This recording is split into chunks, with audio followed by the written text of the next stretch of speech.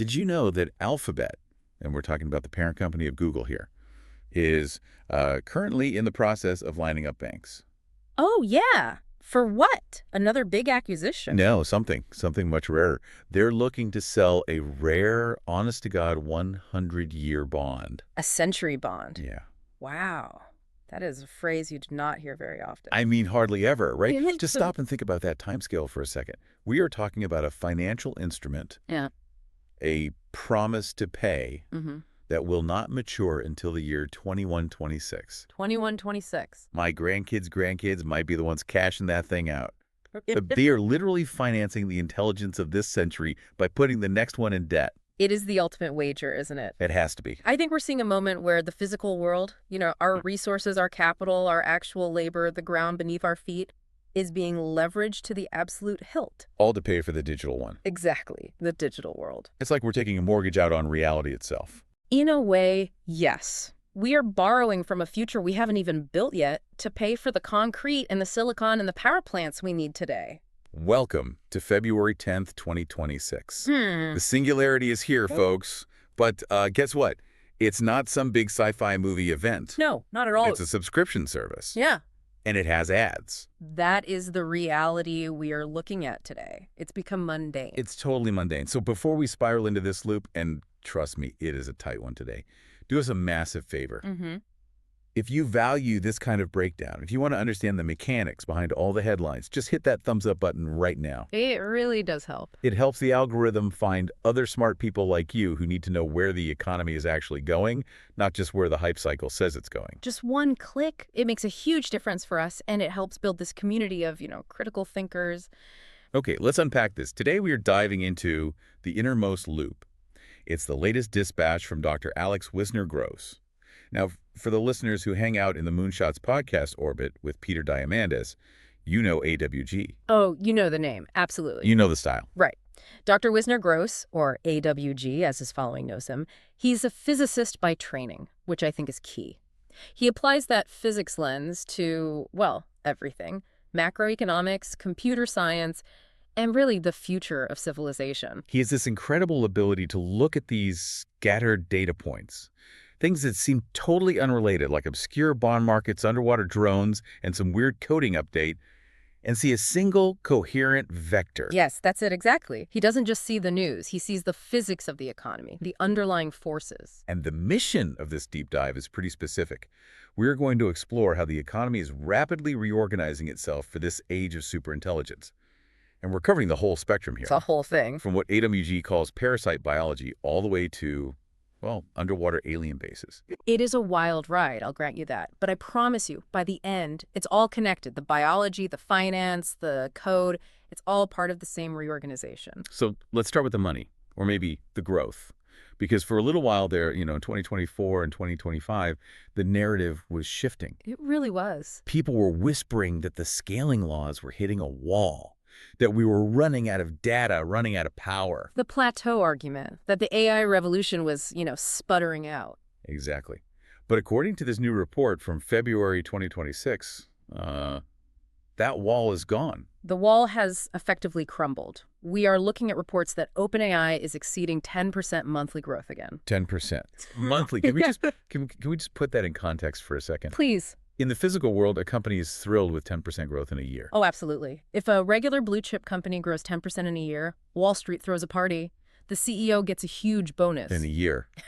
But compounding 10% monthly it's exponential in the truest, most terrifying sense of the word. It is. It means you are doubling your size, your revenue, or your capability roughly every 7 months. Every 7 months. It's a vertical line on a graph. And apparently, Sam Altman is telling staff internally to expect a new model launch effectively immediately. It feels like we just got used to the last model, and now the next one is already knocking on the door. Yeah. But here is the catch, and this is what we alluded to in the intro. Right, the business model. For years, the Singularity was pitched as this kind of utopian event where we transcend scarcity. But looking at how it's actually being rolled out today, it looks a lot like Web 2.0. It does. OpenAI is testing ads in ChatGPT for free users. I find this so darkly funny. I mean, we have created the most advanced technology in the history of the human species, an oracle that can access the sum of human knowledge, process it, reason through it. It can pass the bar exam, diagnose rare diseases. Right. And we're using it to show you a banner ad for car insurance. It feels mundane, doesn't it? It feels almost disappointing. It does. But I'd argue that's actually a sign of maturity in the technology. We have normalized the extraordinary. How so? Well, when you have commercial breaks in your superintelligence, it means superintelligence has become a utility. It's like television or electricity or running water. It's no longer just a research project inside a lab. It's a revenue engine. It is a full-blown revenue engine. It is the enshittification cycle, right? Yeah. Everything eventually becomes an ad delivery vehicle. To an extent, yeah. But it also speaks to the cost. Running these models is unbelievably expensive. The inference costs. The inference, exactly. The actual processing power used every single time you ask a question, that costs real money. Real electricity. So if you want to give this godlike intelligence to billions of people for free, someone has to pay the electric bill. And right now, that someone is advertisers. For the free tier, yes. And speaking of electric bills and massive costs, that brings us right back to this Alphabet bond, this 100-year bond. I want to stick on this because I'm not sure people really get how rare this is. It's incredibly rare. I mean, usually corporate debt is issued for, what, 5 years, 10 years? Maybe 30 if you're building a factory or a bridge or something huge. Right. A 100-year bond is a different beast entirely. Countries do it sometimes. I think Austria did one. Disney did one way back in the day, the famous Sleeping Beauty bond. Right. But for a tech company... For a tech company, it's a statement of immortality. Alphabet is essentially standing up and saying, we will be here in 2126 and we will be good for the money. But why? Why do they need that much cash? And why on that specific timeline? Is this just about locking in low interest rates? Or is there something bigger at play here? It's about CapEx, capital expenditure. This is the new economics of intelligence that AWG is pointing to. Okay. The cost to build the compute infrastructure required for the next generation of models, I'm talking about the generation after GPT-5 or 6, the stuff we haven't even named yet, is just astronomical. So we aren't talking about a few server racks anymore. No. We are talking about grid-scale energy consumption. We are talking about building entire power plants just to power one data center. We're talking about, hollowing out mountains to fill them with GPUs. So they can't fund this out of their regular cash flow. I mean, Google prints money. They are one of the most profitable companies in the history of the world. They do print money, but not enough for this. Not for the speed at which they need to move. They are taking money from investors today, promising to pay it back over a century just so they can pour concrete and buy GPUs right now. It's a land grab. It's a physical asset grab. They need that liquid cash to secure the physical assets before their competitors do. The land, the water rights, the energy contracts, the chips themselves. That's the mortgage concept. We are mortgaging the future resources, the financial stability of the next century, to build the intelligence of this one. Correct. And it implies a massive, massive bet. It implies that Alphabet believes the value created by this artificial intelligence will be so immense, so compounding, that a 100-year debt is a trivial price to pay. They're betting that the AI they build will generate enough wealth to pay off a century of interest and still leave them as the kings of the world. That's one way to look at it. Or it's a desperate bet. How so? It's the bet that says, if we don't build this, we won't exist in 10 years, let alone 100. So it's existential. That's the other side of the coin. It's an existential race. Right. If you fall behind on compute now, you never catch up. The gap just widens exponentially. If you miss the transition to superintelligence, you become Yahoo. You become a footnote. So they are betting the farm, or rather the next century's farm, just to stay in the game. They have to. There's no other choice. So the financial loop is tightening, the stakes are getting higher. Now let's look at the technical side. Right. Because while the money is scaling up, the way we actually build this software is changing fundamentally. Yes. We need to talk about the death of source code. This is probably the most provocative point in the source material for anyone who works in tech, or frankly, anyone who cares about how our world is built. Okay, so AWG mentions a new tool. Cursor has launched Composer 1.5. Now, I've heard of Cursor. It's that AI code editor everyone's been raving about. Right. Cursor has been eating into the coding market for a while, acting as a very, very smart copilot. But this update, Composer 1.5, is different. The specs are interesting. It's a sub-1T model, so not a massive trillion-parameter beast like we might think of with GPT-4. It's smaller. More efficient. But it's built with 20x more reinforcement learning scaling. I feel like reinforcement learning is a buzzword we just gloss over. We hear RLHF all the time. What does that actually mean in this context? Okay, let's break that down because it's super important. Traditionally, we made models smarter by just making them bigger, more data, more parameters.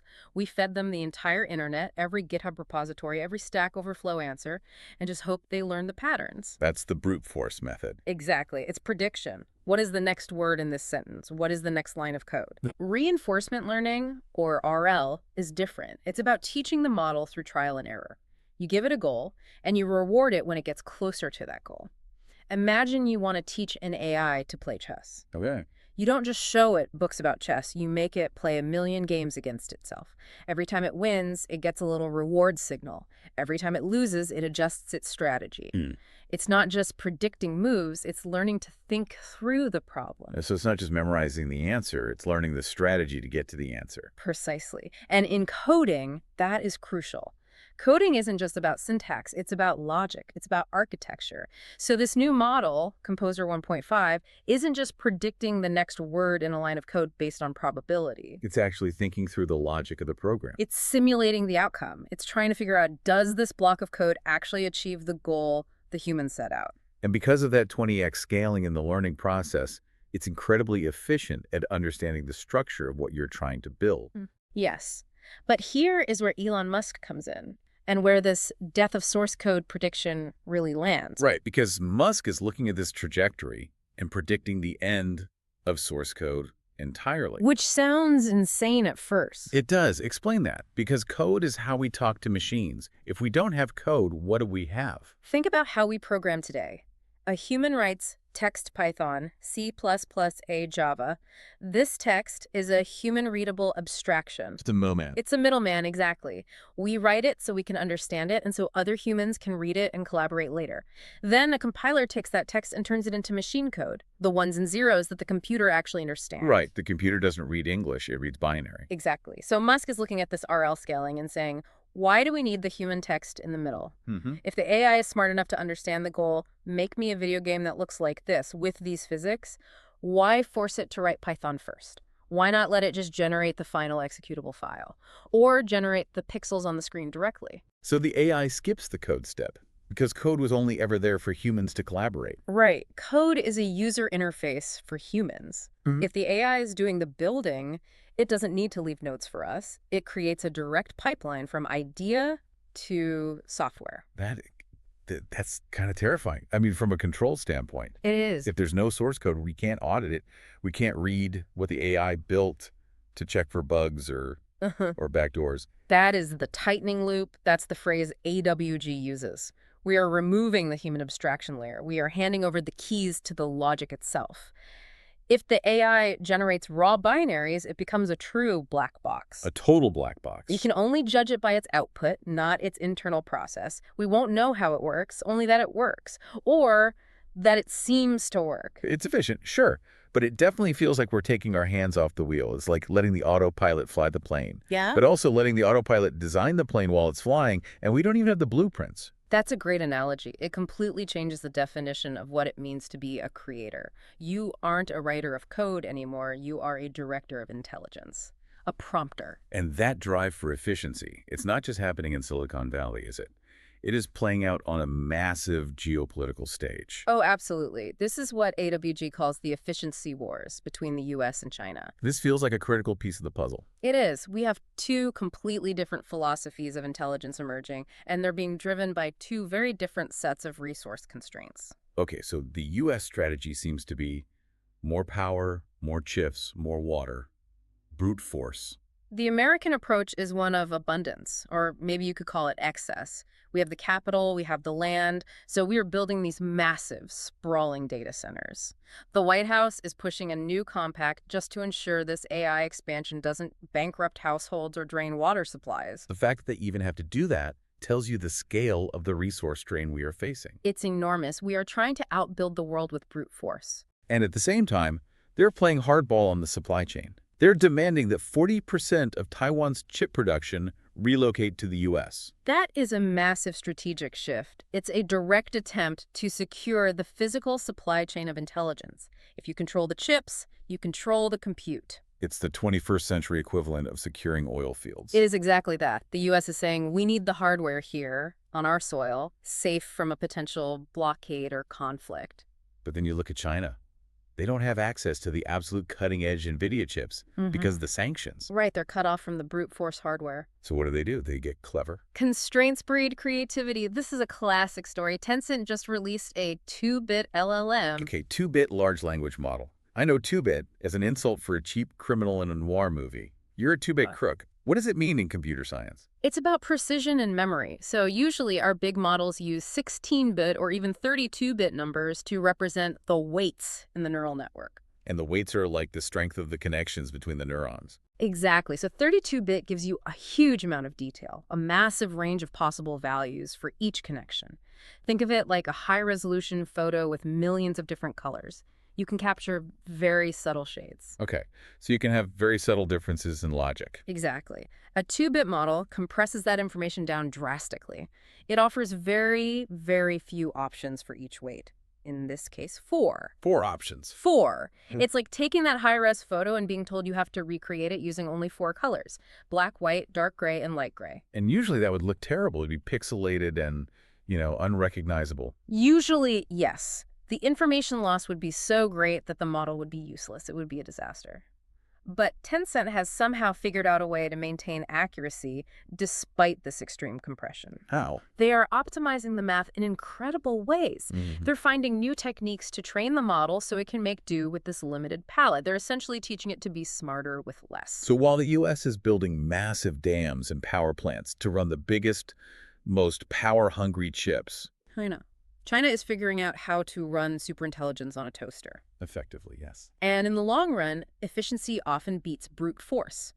If China can run powerful models with a fraction of the energy and a fraction of the hardware cost, that is a strategic advantage that we should not underestimate. It makes the AI more deployable. So much more mobile, cheaper to run. It means you can put genuinely smart AI into drones, into cars, into handheld appliances without needing a constant connection back to a supercomputer. It's the classic underdog strategy, except the underdog is a superpower with over 1 billion people. Exactly. And it forces us to ask, is the future of AI about bigger and bigger models, or is it about smarter, tighter code? Let's shift gears to the human side of this equation. Because while the computers are getting more efficient, the humans are. Well, we're getting tired. We are seeing a complete inversion of labor culture. Sociologically, it's fascinating. This is the 996 flip. I mean, for years, all we heard about was the 996 culture in China, 9 a.m. to 9 p.m., 6 days a week. Right.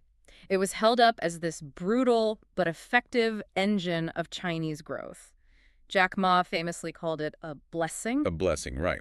But now the Chinese government is cracking down on that. They are strictly enforcing labor laws, trying to push for better work-life balance. Why the change of heart? They're dealing with a demographic collapse.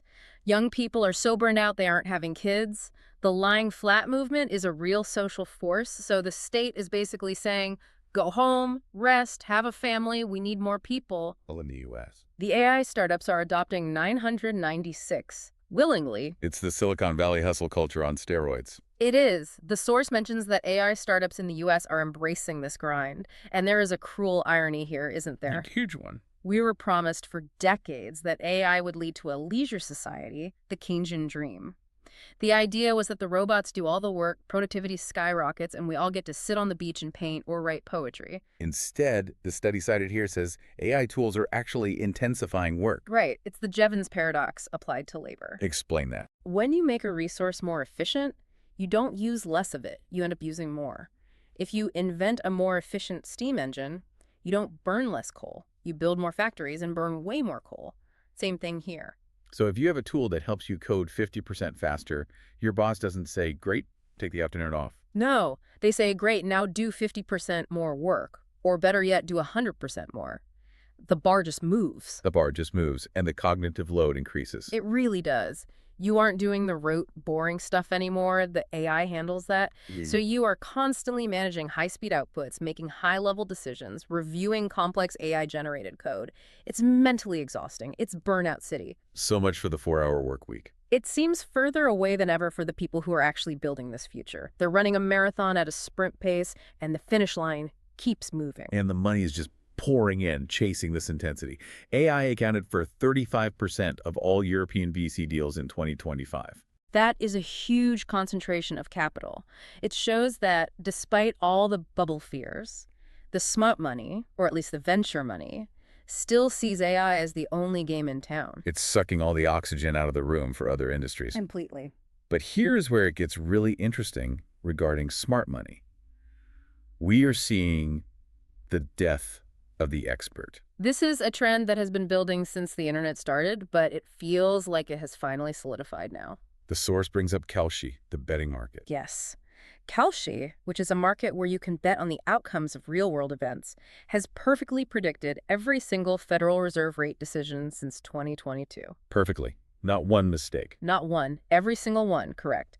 Better than the pundits on CNBC, better than the academic economists at the Ivy Leagues, better than the guys who write the fancy newsletters. What does that tell us about expertise? I mean, why are a bunch of gamblers better at predicting the economy than the people with PhDs? It tells us that collective intelligence market intelligence outperforms individual expertise. When people have skin in the game, when they are betting real money, the signal is cleaner. There's no bias. Well, less bias. They aren't trying to signal virtue or get a book deal or maintain a reputation. They are just trying to win the bet. So they strip away the narrative and look at the hard data. It's the wisdom of crowds, but wallet enforced. Exactly. And in an age of superintelligence, we might see more and more of this. Decisions and predictions moving away from experts in suits and toward aggregated markets and algorithms. It's a restructuring of how we determine truth and probability. We're starting to trust the market more than the man. In many domains, yes. All right, I want to move to the physical world, robots, cars, infrastructure. But before we do, if you're enjoying this deep dive into the future, and we're only about halfway through, make sure you're subscribed. We break down these signals every week, and honestly, the speed of this stuff, you do not want to be left behind. So click that subscribe button, join the loop. It's the best way to keep up. Okay, section 4. The physical world strikes back. We've been talking a lot about code and markets, but things are getting very real in the hardware department, and frankly, a little creepy. You are referring to the lamprey. The Lamprey MMAUV from Lockheed Martin. Yes. Even the name gives me the shivers. Lamprey. It's a fascinating piece of engineering, though, you have to admit. It is a submersible drone, an unmanned underwater vehicle that is designed to hitch rides on host vessels. Like a parasite. That is the biological term, yes. And the biomimicry is intentional. In nature, a lamprey attaches itself to a larger fish to travel and to feed. So this drone does the same thing? It attaches to a larger submarine or even a surface ship to recharge its batteries and to extend its range almost indefinitely. So it's not just automation anymore. It's parasite biology applied to military hardware. It makes perfect sense from an energy perspective. If you want a drone to stay at sea for months at a time, energy is your biggest limiting factor. You can't carry enough batteries. But if it can feed off a host, it can stay operational for as long as the host ship is out there. It's a shift from machines that consume their own fuel to machines that exist within an ecosystem. It's clever, I'll give you that. But the idea of robot parasites hitching rides on ships is, well, it's a vibe. It's a new vibe, for sure. It changes the nature of naval warfare. You don't know what's attached to your hull. You could be carrying an enemy spy drone and basically feeding it your own energy to spy on you. It adds a whole new layer of paranoia to the ocean, certainly. Meanwhile, on land, the cars are finally actually driving themselves. I feel like we've been promised this since 2015, but is it really happening? It is. PonyAI and Toyota have started commercial production of driverless cars. Not tests. Not pilots with the safety driver sweating behind the wheel. No, actual commercial production. The factories are churning them out. They're on the road. And Google is doing something interesting with Android Auto. They're using data to predict crash risks based on hard-braking events. This is big data saving lives right here. Think about it. Google Maps knows where almost everyone is all the time. A little scary, but okay. By analyzing where millions of people are slamming on their brakes, they can identify dangerous intersections or bad road conditions before an accident happens. They can say, hey, everyone slams on the brakes at this specific corner when it rains, and they can warn you or reroute you. It's predictive safety. It is, but there is a geopolitical angle here too, right? Because cars are becoming data vacuums. Right. The U.S. government is moving to ban Chinese software in connected vehicles. Yes, and this goes right back to the tightening loop of control. A modern car is basically a robot with wheels. It has cameras, microphones, location data, LiDAR, It knows where you go, who you talk to, how you drive. everything. If that software is controlled by a foreign adversary, the fear in Washington is that it becomes a massive mobile surveillance network on wheels. So no Chinese software in your Ford. It's the digital Iron Curtain descending on the automotive industry. Precisely. We are decoupling the digital supply chains even as we continue to trade physical goods. We're saying, you can make the tires, but you can't write the code. But hey, there's some good news in here. Looking at the environmental data, at least the air is getting cleaner. That is the silver lining. The source notes that air quality in California is actually improving, and it is directly correlated with the rise in zero-emission vehicle registrations. So the EVs are actually working. Yeah. Despite all the politics, despite the grid issues, the air is measurably getting cleaner. The data supports it. We are seeing the physical payoff of that technological transition. It's a good reminder that technology does solve problems, even if it creates new ones along the way. Speaking of physical payoffs, let's talk about our own biology. Because the loop isn't just tightening on machines, it's tightening on us. The wet tech, as some are calling it. AWG says medicine is expanding its search space to the entire biosphere. And he mentions this company, Ditto Bio. Right. They are mining parasite biology for autoimmune therapies. Again with the parasites. What is going on? First the drone, now the medicine.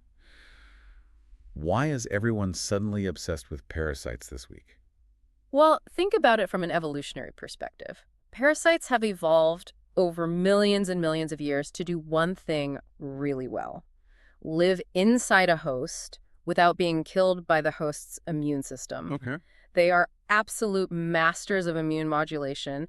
They know how to turn down the host's defenses just enough to survive, but not so much that it kills the host, because then they'd die too. So if we can figure out how they do that, We can potentially treat autoimmune diseases where the body is attacking itself. Lupus, Crohn's, rheumatoid arthritis, these are all diseases where the immune system is way too aggressive. We're learning from the parasites how to tell it to calm down. we're mining the biological code of the parasite to fix the code of the human. That is a wildly cool way to put it, and it's exactly right. We're hacking the immune system using code written by nature itself. And then there's Ozempic. Of course. I feel like Ozempic is in the news every single week, but this time it's about knees. Yes. A new study found that it can help restoring knee cartilage, independent of weight loss. Wait, independent of weight loss. I thought the whole benefit was just that you were carrying 30 pounds less, so less pressure on your joints. That was the assumption. Doctors thought less weight, less pressure, less pain. Simple mechanics. But this study suggests there is a direct biochemical mechanism where the drug itself is actually helping to regenerate or at least protect the cartilage. That changes everything. That makes it a regenerative medicine drug, not just a metabolic one. It's becoming a true wonder drug, and it just shows how much we still don't know about how these complex biological systems interact. We built it for diabetes, we used it for weight loss, and now it's fixing knees. And finally, vindication for my coffee addiction. The Harvard study. You can feel good about that next cup. It links moderate caffeine intake to lower dementia risk. It seems the biosphere has a lot of answers for us, hiding in plain sight in coffee beans and parasites. We just had to build the tools to look harder. I'm definitely going to have another cup after this deep dive. Okay, we have to go to space. Because apparently, the moon is the new Cancun. Well, maybe not Cancun, but it's certainly becoming a destination. Elon Musk announced a system for anyone to travel to the moon and Mars. But the economics here are what I find fascinating. Why the sudden pivot to the moon? Immediate revenue. It's all about the shorter trip time. Going to Mars takes months. It's a massive logistical and financial commitment. It's a one-way trip for a very long time. But going to the moon takes a few days. Exactly. If you are SpaceX and you need cash flow to fund the big Mars colony, which is the real ultimate goal, then selling tickets for a trip around the moon is a viable business model you can start right now. It's the Disneyland model before the colonization model. You build the tourist trap to fund the actual settlement. That's a great way to put it. But there is a technical limitation mentioned that is really, really important. Musk clarified that launches to Mars will still have to go from Earth. Why? I thought the whole point of a moon base was to launch from the moon because the gravity is so much lower. Isn't that rocket science 101? The escape velocity is way cheaper on the moon. It is cheaper if you have fuel, Ah, but the moon doesn't have the hydrocarbon resources we need for rocket fuel. Methane, essentially. There's water ice, yes, but not readily available carbon. Right, it's a rock. It's a rock.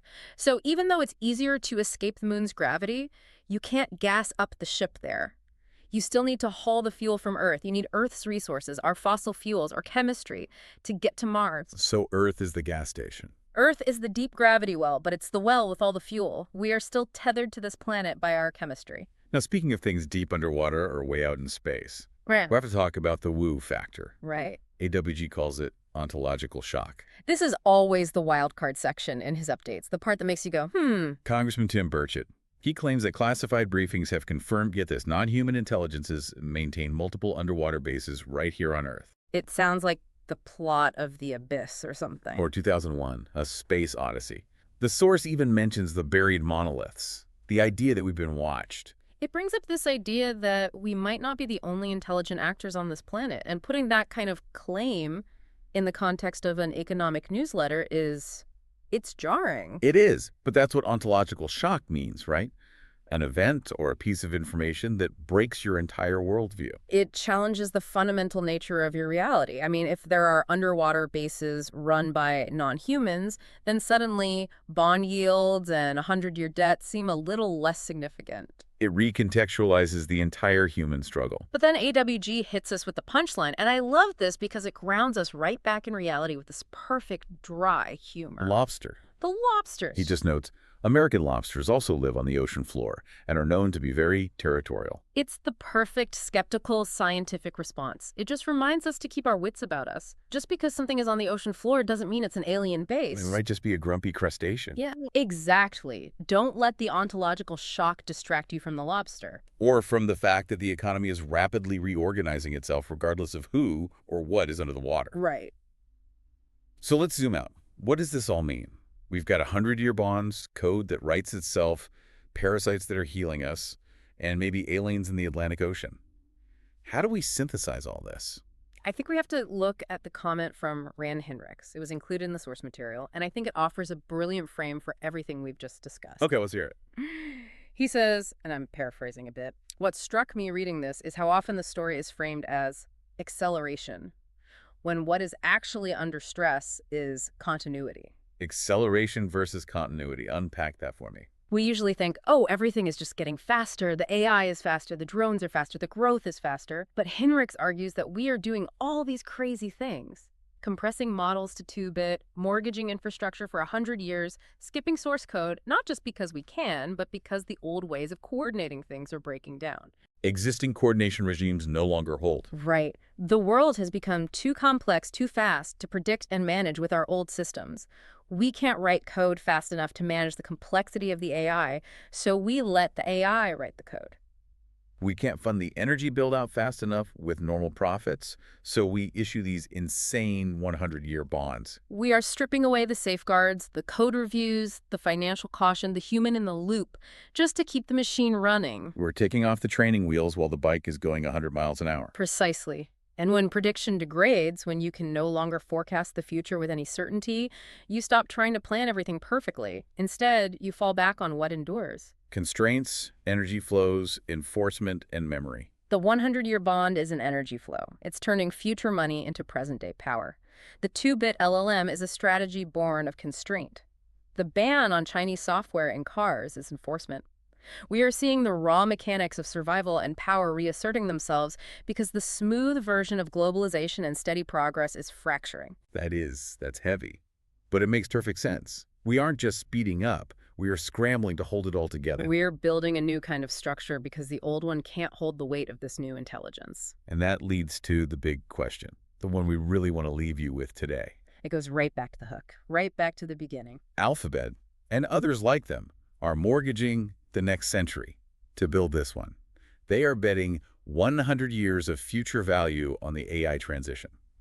So, here is our question for you, for everyone listening. Do you agree with this idea that we are mortgaging the next century to build this one? And if so, who is going to pay that bill? Yeah, who pays? Is it our kids?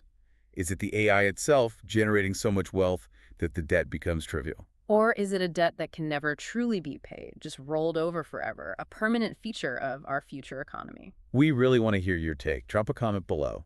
The best discussions, honestly, they always happen down there. Absolutely. That's where the smartest ideas come from. Thanks for diving in with us. This has been the deep dive on the Innermost Loop. See you in the loop. Catch you next time.